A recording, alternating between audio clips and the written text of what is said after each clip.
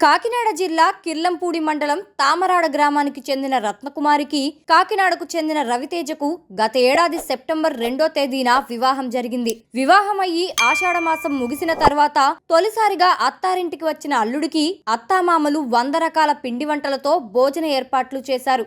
అత్తింటి వారు 100 రకాల పిండి వంటలు వండి విందు ఏర్పాటు చేయడం పట్ల అల్లుడు రవితేజ ఆనందం వ్యక్తం చేస్తున్నాడు. అల్లుడికి 100 రకాల పిండి వంటలతో విందు ఏర్పాటు చేయడం పట్ల స్థానికంగా చర్చనీయాంశమయ్యింది.